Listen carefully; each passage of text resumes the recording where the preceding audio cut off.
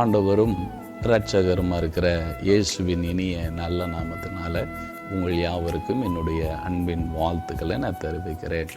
இந்த நாளில் கூட யோவான் எழுதின சுவிசேஷ புத்தகம் 18ஆம் அதிகாரம் 36வது வசனத்தில் இயேசு பிரதித்துவமாக என்னுடைய ராஜ்யம் இவ்வுலகத்துக்குரியதல்ல, என்னுடைய ராஜ்யம் இவ்வுலகத்துக்குரியதனால் நான் யூதரனுடைய கையில் ஒப்பு கொடுக்காதபடிக்கு என்னுடைய ஊழியக்காரர் போராடி இருப்பார்களே, என்னுடைய ராஜ்யம் இவ்வுலகத்துக்குரியதல்ல என்றார். உங்களுடைய ராஜ்யம் ஒன்று இருக்கிறது, உங்களுடைய ஆளுகை ஒன்று இருக்கிறது, ஆனால் என்னுடைய ராஜ்யம் இந்த உலகத்துக்குரியதே இல்லை என்று சொல்கிறார்.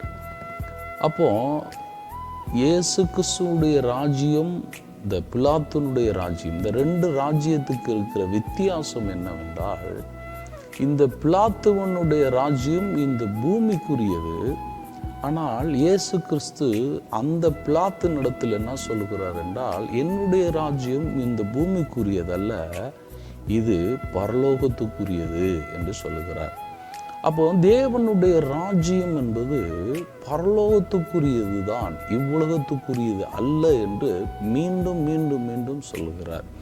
இவ்வுலகத்துக்குரியதாக இருந்திருந்தா என்ன செஞ்சிருப்பார் என்றால், இவருடைய ஊழியக்காரர்களே, தேவ தூதர்களே யூதரனுடைய கையில் ஒப்பு கொடுக்காதபடிக்கு தடுத்திருப்பார்கள் என்று சொல்லுகிறார். அப்போ இயேசு கிறிஸ்துவானவருடைய ராஜ்யம் இந்த பூமியை ஆளுகிறதாக இல்லை. அதில் ரொம்ப தெளிவாக சொல்லப்பட்டிருக்கிறது.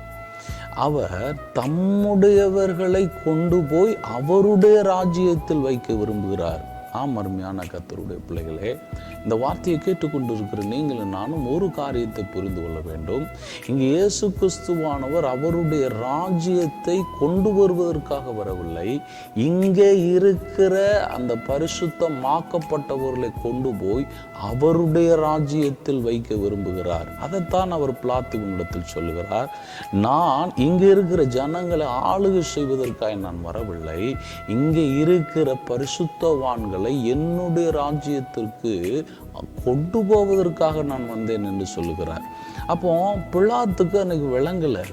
இவர் என்ன சொல்ல வர்றார்? என்னுடைய ராஜ்யம் இல்லை, எனக்கு ஒரு ராஜ்யம் இருக்கு என்று சொல்கிறார். அதனால தான் பிலாத்து மறுபடியும் கேட்கிறான், அப்போ நீ ஒரு ராஜாவா அப்படின்னு கேட்கிறான். அப்போ உனக்கு ஒரு ராஜ்யம் இருக்குன்னா நீ அந்த ராஜ்யத்துக்கு ராஜாவா அப்படின்னு கேட்கும் பொழுது இயேசு கிறிஸ்துவும் ஆம் என்று சொல்லுகிறார். ஏனென்றால் அந்த ராஜ்யத்துக்கு ஒரே ஒரு ராஜாதி ராஜா யாருன்னா ஆண்டவராகிய இயேசு கிறிஸ்து தான்.